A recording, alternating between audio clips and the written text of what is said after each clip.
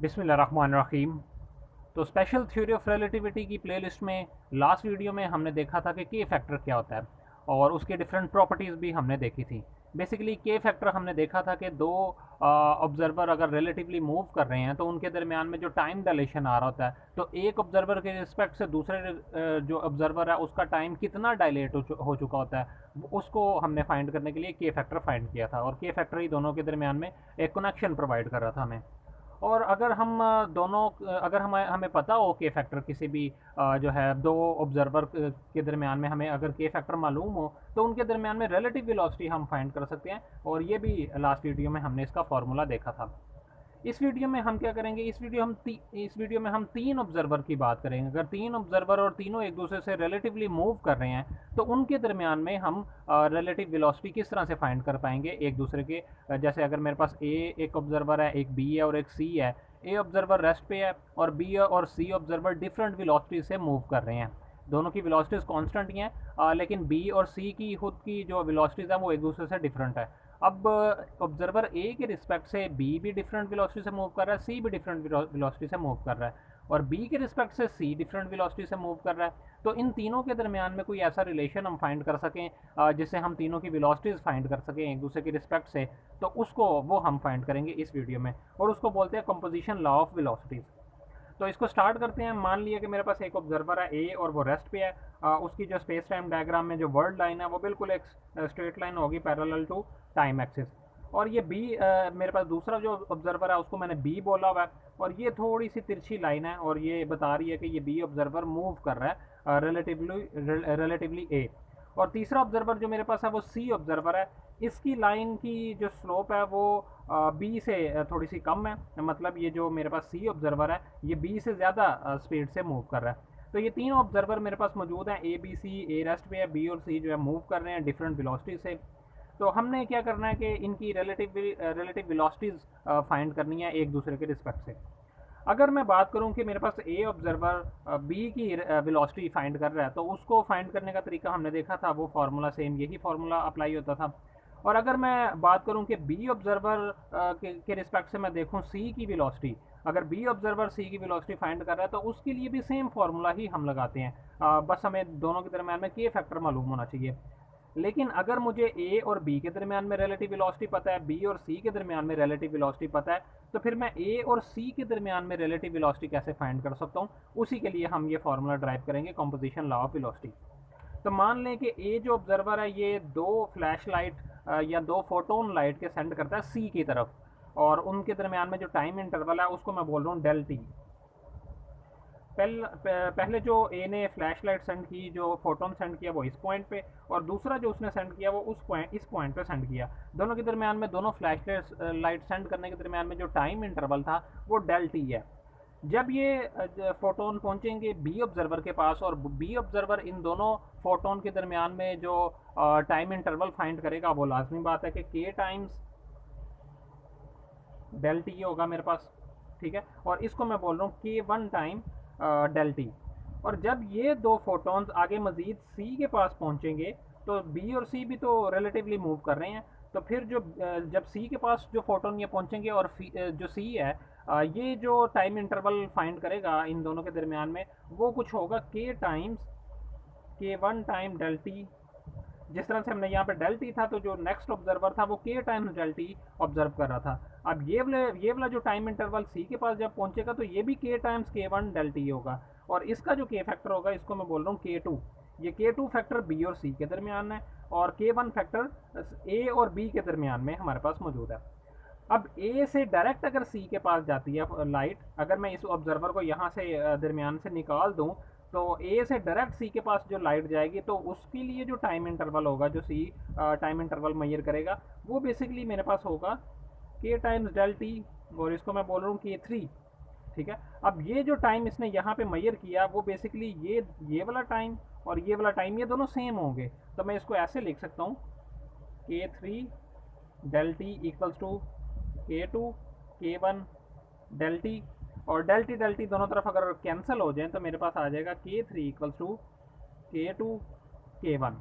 यहाँ पे मेरे पास एक के फैक्टर से फार्मूला आ गया। अगर मेरे पास ए और बी के दरमियान का के फैक्टर मौजूद हो और बी और सी के दरमियान का के फैक्टर मौजूद हो, तो मैं ए से सी के दरमियान का के फैक्टर फाइंड कर सकता हूँ। ये देखिए, ये K2 मेरे पास जो है ये बी से सी के दरमियान में के फैक्टर है, और जो K1 है मेरे पास वो ए और बी के दरमियान में के फैक्टर है। अगर इन दोनों की वैल्यूज़ में पुट करूँ तो मेरे पास के फैक्टर आ जाएगा सी, ए और सी के दरमियान में। तो के फैक्टर का फॉर्मूला हमने देखा था लास्ट वीडियो में, हमने फाइंड किया था। तो के फैक्टर हमारे पास ये है। अगर K1 में लिखूं तो यहाँ पे मेरे पास आ जाएगा C plus V1 C minus V1। ये V1 वो वेलोसिटी है जो A और B ऑब्जर्वर के दरमियान में रिलेटिव वेलोसिटी है। इसी तरह से K2 अगर मैं लिखूं, के फैक्टर 2 का अगर मैं फार्मूला लिखूं तो वो C plus V divide by C minus V, V2 यहाँ पे यूज़ किया हुआ है। ये जो V2 वेलोसिटी है ये B और C ऑब्जर्वर के दरमियान में वेलोसिटी है। और K3 जो है वो के फैक्टर A और C के दरमियान में है, तो A और C ऑब्जर्वर के दरमियान में जो रिलेटिव वेलोसिटी है उसको मैं V3 बोल रहा हूँ। इन तीनों के फैक्टर की वैल्यू मैंने इसमें पुट कर दी, K3 equals to K1 into K2। जब इसकी वैल्यूज़ पुट करूँगा ये एक्सप्रेशन मेरे पास ये बन जाएगा। दोनों तरफ अगर स्केयर ले लें तो स्केयर रूट कैंसिल हो जाएंगे और ये मेरे पास आंसर आ जाएगा, वैल्यू इस तरह की आ जाएंगी। अब हमने इसको सॉल्व करना है। बेसिकली हमें V3 चाहिए, A और C के दरमियान में जो रिलेटिव वेलोसिटी है वो हमें चाहिए, जो कि V3 है। हमने यहाँ से V3 को अलग कर देना, बाकी सारी वैल्यूज़ अलग कर देनी है, तो वो हमारे पास V3 आ जाएगा। ये थोड़ा सा कॉम्प्लिकेटेड है V3 की वैल्यू इसमें से निकालना। इसके लिए हम एक मेथड यूज़ करेंगे। ऊपर यहाँ पे जो ऊपर वाली जो टर्म है उसको हम इक्वल्स टू u कर देंगे, और नीचे वाली जो टर्म है उसको हम इक्वल्स टू x कर देंगे। यहाँ पे अब ये थोड़ा सा सिंपल हो जाएगा। अब V3 की वैल्यू निकाल लेंगे, क्रॉस मल्टीप्लाई कर देंगे और यहाँ से V3 की वैल्यू हम निकालेंगे। क्रॉस मल्टीप्लाई करने से मेरे पास ये आ जाएगा, x को अंदर मल्टीप्लाई कर दें, u को भी अंदर मल्टीप्लाई कर दें, एक्सप्रेशन ये बन जाएगी। यहाँ से v वाली वैल्यूज एक तरफ कर दें, v को इस तरफ ले जाएं और x की वैल्यू को दूसरी तरफ ले जाएं। यहाँ से v कॉमन आ जाएगा V3 और u प्लस एक्स, और यहाँ से c कॉमन आ रहा है तो u माइनस एक्स मेरे पास आ जाएगा। इसको जो इस टर्म को दूसरी तरफ डिवाइड कर दें, ये मेरे पास V3 की वैल्यू आ गई। अब जो u और x हमने लेट किया हुआ था उसकी वैल्यूज़ अगर दोबारा पुट कर दें तो हमारे पास ये एक्सप्रेशन आ जाएगी। इसको थोड़ा सिंप्लीफाई कर लें, u और x की वैल्यूज़ जब पुट करेंगे तो हमारे पास ये एक्सप्रेशन थोड़ी बन जाएगी लंबी चौड़ी। अगर इसको हम यहाँ पे सिंप्लीफाई थोड़ा कर लें तो सिंप्लीफिकेशन के बाद हमारे पास कुछ आ जाएगा। अच्छा, मेरे ख्याल में यहाँ पे मैंने एक c मिस कर दी है, मैं देख लूँ इसको।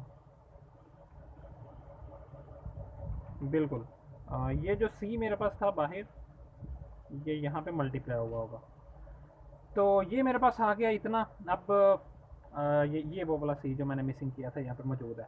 तो अब V3 मेरे पास सिंप्लीफाई करने से ये आ गया, और मज़ीद सिंप्लीफाई करेंगे तो 2c² ये कट जाएगा और मेरे पास V3 की वैल्यू आ जाएगी। ये सारे मैथमेटिकल स्टेप्स हैं, आप देखेंगे आपसे ये सॉल्व हो जाएगा। तो ये मेरे पास V3 की वैल्यू आ गई, और ये V3 वो वेलोसिटी है जो A और C ऑब्जर्वर के दरमियान में है। A और C ऑब्जर्वर के दरमियान में वेलोसिटी जो हमारे पास है वो V3 है। और ये हमने फाइंड कैसे की, हमें बेसिकली ए और बी के दरमियान में वेलोसिटी पता है, जो कि इस फार्मूले से हम फाइंड कर सकते हैं। बी और सी के दरमियान में वेलोसिटी का पता है, और वो भी हम इसी फार्मूले से फाइंड कर सकते हैं।